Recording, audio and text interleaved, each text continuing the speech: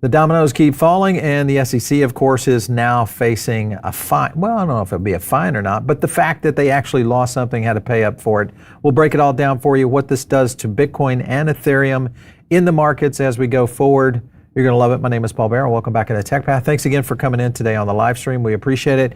If you guys are brand new, make sure and hit the bell because that's going to give you some notifications and let you know when we do these live streams. So that does help quite a bit. Let's get into our sponsor, and that is iTrust Capital. If you guys are looking at long-term holding of your crypto, you want to do it in an IRA. Sometimes diversification is a key. I shouldn't say sometimes, all the time diversification is a key. So IRAs could be a strategy you want to use. Check it out. Go over to iTrust Capital. You can, of course, buy and sell crypto. You can also do gold and silver over there as well. They have a whole slew of altcoins that if you are interested in going that direction, you've got those all self-directed trades.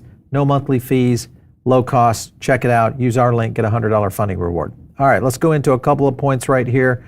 The judge has dismissed the debt box case, orders the SEC to pay $1.8 million in fees, which if you look at it, and I'll show you some things here that they kind of talk about, this was a very favorable decision for the SEC in terms of I won't call it the fine, the fees. But they cited the March ruling, core found SEC engaged bad faith, conduct over temporary restraining order, and the freeze of debt box's assets. All of that was saying you can't do that. Sanctions against the SEC required commission to cover all attorney fees and the costs arising from the improvidently entered ex parte relief. I love it when these guys put this in here. Since the company presented documents suggesting that the commission had made false statements and misrepresentations attempting to obtain or a temporary restraining order against the firm, many in the crypto space pretty much said this is the perfect example of regulatory overreach. Listen, we don't need this case to know that has been going on. This was just one that I think put it to rest. Another tweet out there, which came from DebtBox, this goes into a little bit more detail. There's something here that I want everybody to realize, because it says, hey, we have fantastic news sharing the DebtBox community today. Basically, we won, and they got to pay us some money to cover our attorney's fees. But if you look at the size and scope of this case, which in reality in the crypto sphere, it definitely wasn't FTX size, it wasn't definitely into some of those crazies in the 2020-21 run. But it was a big one because it involved the SEC and, the bad antics of what was going on. And with all that, you would think that this kind of statement would get more than 6,000 views and 166 likes. So, the irreparable damage to this company is clear. Whether you like it, you don't, whether you're following DebtBox or not, it was a big one. I was looking at just their website, we haven't done deep dives on this, but tokenized assets across all these different categories. This was a company that or in a project that might have had, a shot at doing something cool. But right now, I think they're going to be struggling. Let's go over here, and this was kind of the meta lawman, of course, Mr. James himself. He says, DebtBox debacle will for all time be the indelible legacy of the leadership of Mr. Gary Gensler. It's a sad day for those who had held the institution of the SEC in highest regard. And you had Paul Grayscale kind of talking about it in terms of, the receivership, the fines, that the SEC had to pay. In reality, this should have been, I would think, just the bad faith in how this company is going to be dealing with this for quite some time. This is a $10 to $50 million, in my opinion, damage to a company that could have been something quite a bit more. I want to go over to a clip real quick, and the clip is going to get into a little bit more around Gensler and his arch nemesis, the Mr. Tom Emmer. Take a look. Were you surprised at the SEC approval of Ether ETFs? No. You thought they would do that? He's been getting his rear end handed to him. Gary Gensler has been the worst thing that could ever have happened to the SEC. He has gone way beyond the authority that he has. He literally violates the mission of the SEC every day. His open door policy is the biggest crock of you-know-what that ever existed. It's literally, come on in, tell me what your project is, and then we're going to sue you. His colleague in the Senate, both of them are starting to, they've lost their Well, credibility. are they defanged? Does that mean, from your view, they're defanged? In other words, the crypto agenda is winning? Is it tactical? I mean, let me put it this way. If he's approving Ether ETFs and he's approved Bitcoin ETFs, so we see how they've taken off, does it matter if he's in that job for you? I'd be very careful about trusting a cornered animal with nothing to lose but its life. Gary Gensler's on his way out. I think regardless of who wins the election, do you think? I think he is. I think you've seen him lose favor with the administration, and that's why you have a Chuck Schumer who literally leads the charge for the Democrats in the Senate to get rid of this foolish Sob 121. Yeah. So as you can see there, obviously Emmer not a lover of what's happening in the SEC right now. And an interesting statement, though, in the fact that he thinks that Gensler might be out regardless of what side wins. That is intriguing to me because, of course, we have seen bipartisan crossover in Sob 121 and then also in the FIT bill, which does make me think that there are some tides changing. And maybe and this is something I've talked about many times, is that once the political baggage is too heavy to carry, Gensler and Elizabeth Warren will have to cut their ties, and we'll see a different face. Now, here was Emmer talking about this. Gensler making us great use of American taxpayer dollars, just talking about the SEC paying the $1.8 million of the debt box. So, great use, but in reality, that should have been, I think, considerably higher. Here was another tweet right here, just what's happening right now this week. ETH, of course, rallied 26% in the week, posting the largest gain since 2021. Big news for Ethereum, because I think this is one of the things that we've talked about, is Ethereum's been slow to move, but I think we are in for a different run-up now, and we'll talk about that in a minute. This has been driven by the SEC approval of the ETH ETF, of course, and the approval is a second significant milestone for crypto market this year after Bitcoin ETF approval. But I also think just the fact that we've seen such an about-face in the regulatory climate, all of that is very positive for crypto in general, and it's still not over because there's still a few other things. Once we get, first of all, clarification on the finalization of these ETFs for Ethereum, and we start to see the interest levels at the investment houses, I think that could start to change things quite a bit. All of that is very bullish. And of course, remember, we're going to get a stablecoin bill still. By the way, we're going to be dropping a video on that here a little bit later today, so make sure and check that out. It's talking all about stablecoin bills, where this will hit, and some very special projects that might benefit from that. So make sure and check that video out. Smash the like button if you like these breakdowns and news run-ups. We love to get your input, and always, because we're always kind of looking at trends here on YouTube and trying to stay with those that align with the audience itself. And if you're not subscribed, hit subscribe right now. I think actually our subscriber rate is pretty high. I think we're about 35 to 40% of our audience is subscribed, but that's still 60+% that could be out there hitting that button right now. Just in, Ethereum futures reached record levels after the approval of the spot ETF. Futures open interest rate surged to a 13 bill. So that in itself, also a good sign, I think, in general for ETH. Overall, we got a nice poll out there, having some fun with that.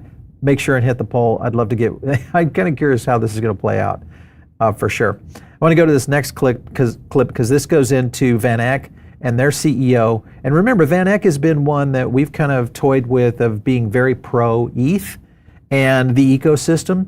And he talks about what is next. Take a look. I think the biggest overwhelming thing is sort of what Todd alluded to, which is the education aspect of talking to investors. But what I like to say is, look, this is software. And if you're an investor, sure, you need to know the macro, Fed policy and all that with respect to Bitcoin and our ETF HODL, HODL. But you also have to know how there's software networks and how is usage on those networks changing. And so that kind of information, even though it's totally transparent on the internet, is very hard for the average investor to kind of analyze. All right, so VanEck kind of hitting on that, and his assessment there is that ETH being software, any kind of technological advancement, some people don't necessarily move quickly, but if you just look at the realization of profitability, people understand that. They understand, just like when you look at the quarterly earnings of NVIDIA, you know what to invest in based on the return. I think that could become one of the cornerstones of Ethereum, to see not only the network itself, the growth of the activity on the network, but the kind of revenues we're going to see in staking and all those kind of things that are going to play out, which opens up the opportunity for investment, back to the point of ETH ETFs. So all that could really be very positive. He talks about the biggest hurdle being, that was education. He goes a little bit further into it in this next clip. Sure. We got step one, which is the exchanges have the green light to list Ethereum spot ETFs. Step two is our prospectuses need to be approved. So we're in the process of getting comments from the SEC to get it in line with what their expectations are. And I assume that's true for all the other 8 other applicants for the spot ETF approval. And so then does this decision, settle, Jan, the outstanding question of are cryptos a security or a commodity question? Does it provide more clarity on that? This is really one of the most amazing things that I've seen in my career with respect to securities regulation. What happened is there was a bipartisan vote in the House of Representatives to give authority for what I call blockchain software or crypto or digital assets, but let's call it blockchain software, take it from the SEC and give it to the CFTC. Now that probably won't be voted on in the Senate this year. The name of the bill is Fit 21.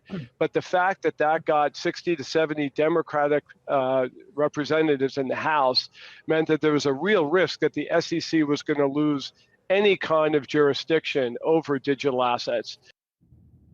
All right, so point being is that we're getting a lot of major investment houses that understand the possibility of what Ethereum means to the investment community. And I think we're going to see so many people starting to look at this and say, well, what does it really mean? Because you think about the growth of internet, mobile, social, everybody kind of had their little thing.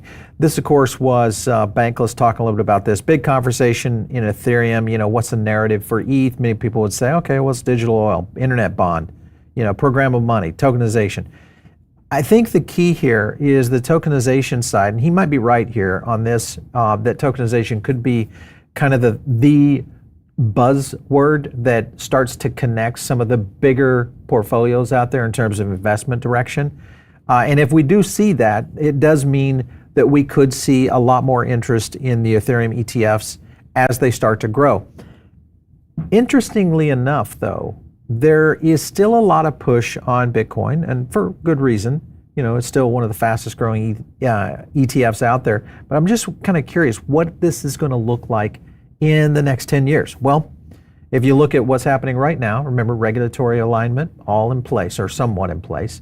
We're starting to see political baggage starting to be pushed off, and now we've got it on the talking stage. I'm curious if it's going to be on a debate stage.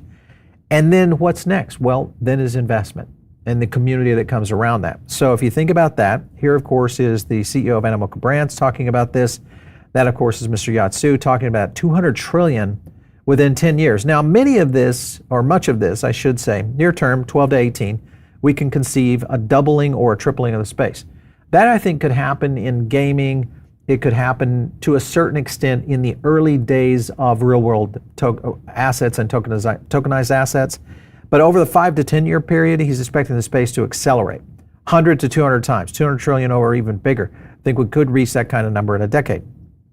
It's entirely conceivable that we're going to have 1 billion property owners because of what we're going to have in terms of token holders. This is not possible in a physical world. So that in itself is something I think we need to be paying real close attention to, because this is something that, we've talked about this. I've had many of the advisors I work on different companies and groups, and they're talking about, is this similar, kind of like AI? People would look back at Cisco, and I'd say, no, there's a difference here in both of these areas, both in AI and also in blockchain, is that the compounded effect of growth has nothing to do with the way that the internet grew or even how Cisco helped create the internet, because eventually that was a fixed universe. Same kind of thing to a certain extent. There were certain limitations. That's where I think blockchain changes all this. And of course, ETH is going to be center stage for most of this. Ethereum due for all-time high as countdown to ETH nears its end. Couple of points right here I'll get at. Crypto traders anticipated strong Bitcoin price action in response to another ETF moment, launch of the spot ETF products on ETH in the United States. At the same time, move could reduce Bitcoin's share of overall market cap, something seeing, and giving more altcoin movement to be the case. We have seen a little bit of pullback on Bitcoin, and ETH has somewhat stabilized right now around 3,800. So that'll be very close to watch, because I think this is something that this next move up is going to be a critical one because of the political framework, the legislative framework, and this ETF that launches, because that'll set the stage, I think, going forward. Dominance, though, has likely peaked at around 58%. This is according to VanEck. I don't know if that's going to be the case, but we'll see. Valuations on altcoins super low compared to Bitcoin. Likely the next all-time high going to be reached for Ethereum, and we're coming in on that. Remember, that was around 47-ish. We'll see if that takes place here soon. Don't forget, drop some comments over on the side, and we'll try to get into that. If you guys can send over the social link, I'll pop it up there. Got it, okay. But make sure and drop some questions over on the side. I'll try to get some of those over there as well. All right, let's take a look at another one. I want to go over to a piece here that was done by Anthony Pompliano. ETH ETFs causing a little bit of controversy. So he highlights a couple points here. First prediction, markets are causing some controversy between their users. People who had bet against ETH ETF approval claimed that the rules changed were not technical approval of the ETFs themselves.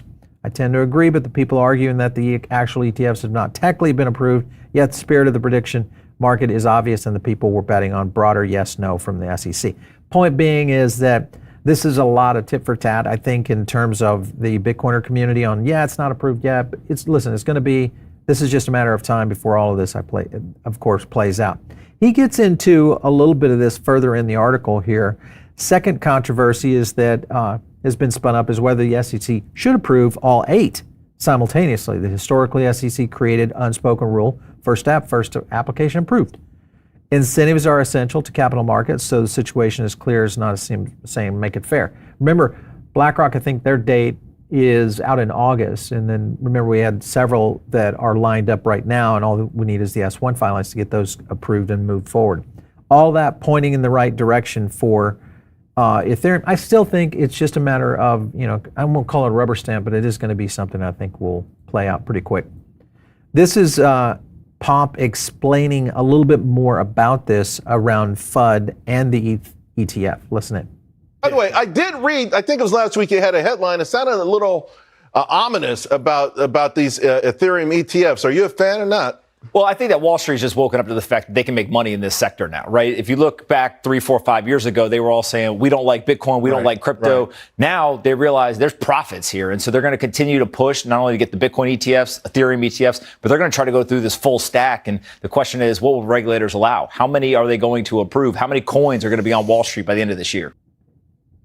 I don't know if end of this year would be early. I mean, I think that would be a little bit early. We could be surprised on that, but there's going to have to be some validation on the ETH ETF, which I think there will be. Here's Balchunas talking a little bit, and mainly because what we saw with this right here, and that was the flipping of a Grayscale. Here, of course, IBIT, BlackRock, now pretty much the category leader, and they just eclipsed Grayscale. So this is pretty much their lead that they'll take over in terms of total assets under management and take the pole position. But the fact that they were able to do that in such a short period of time, and remember, this is just in January to May, here we are right now, and they've already been able to go to that direction, both on the decline of GBDC, but also the ascension of one of the best ETFs. So could that happen with Ethereum?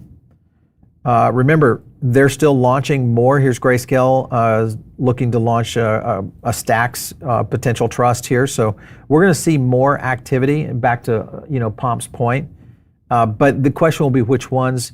This is one we're still betting on. It could be Avalanche, could be a Solana, could be a variety of others. I mean, we've seen all sorts of crazy expectations, including XRP, Chainlink, and others that could play into this. Bitcoin partnership. This is starting to play out kind of weird for me. Bitcoin partnership with Cathie Wood and Mr. Bukele. You can kind of see her. She's been very quiet, here recently, especially with the ETH ETFs playing out and ARK being part of this. But She aims to further strengthen Bitcoin in country, solidifying El Salvador's position. This is Bukele saying this, as a leading player in the blockchain and cryptocurrency sectors and becoming a leading hub in the field. Now, with Cathie Wood kind of looking at this and where she has been, it is intriguing to me because, in my opinion, she always typically spots, innovation. I'm not saying that Bitcoin's not innovative. Well, yeah, I am. They're not. Bitcoin is not innovative. It's not innovative because it doesn't have those kind of flexes that are capable of payments and all the other things. So I'm just kind of curious where this is going with Wood. She talks about it right here. Cathie Wood chooses Bitcoin over Ethereum, hands down. Again, I just don't know where that is coming from. Stating Bitcoin hands down in her choice investment at the conference. This is just here a consensus going on right now. She argued that no other crypto comes close in the potential of significance of Bitcoin, but I think that changes with volume. And if ETH does hit its promise, real world tokenized assets, we're going to see that. Why would we not see a grandiose move in where Ethereum could go or that ecosystem? But she believes Bitcoin could capture a significant portion of the global monetary supply, possibly as much as 20%. This is where I think it will get interesting to see if we start seeing nation states moving into ETH, and I think the ETFs will be a question mark there.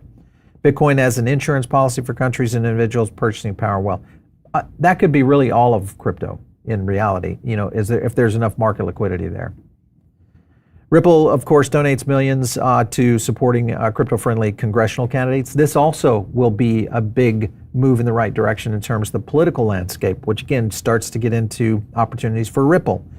And, and also I just think in general, awareness around crypto in general, but a lot happening there. 25 million in the super PAC, Fair Shake over 100 million in donations right now. Look at that, crazy, 100 million in donations. That's real money, especially in these campaigns. I want to go to a clip real quick, and this goes into one that goes into what's the expectations from what we're going to see in the elections. Take a look. I feel like a lot of Democrats, not necessarily the president himself, but a lot of Democrats are starting to change their tune a little bit, maybe fearful of losing that young vote. There's 50 plus million Americans that hold these assets. And so if you're going to basically concede the fact that the Republican Party is going to be pro-crypto and you're going to take an anti-crypto stance, you can kiss those 50 million votes goodbye, most likely. People for centuries have been voting with their pocket. Who is best for what I can do financially? And crypto is just the latest manifestation of that. And so I think that Trump really changed the game. He forced the hand of politicians on both sides of the aisle. If you don't embrace this, you are now setting yourself up to be in the crosshairs of these crypto voters. And I think that people finally realize not only are they passionate, it's a large group, and they're willing to go out to the ballot box, and that's going to change how politicians treat this asset class. All right, so just to look at the stats here, nearly 2 in 3 likely voters who own Bitcoin believe it's an investment in the future of blockchain tech. Weird blockchain technology, but this is going to change over time because I think we'll start to understand, really where the technology is driving. But the point that Pop made, yes, clear.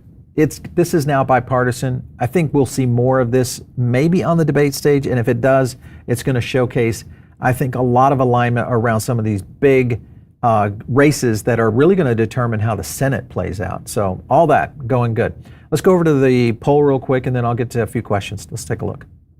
All right, who's most likely to dump all their Bitcoin first? Sailor, Wood, or Swan?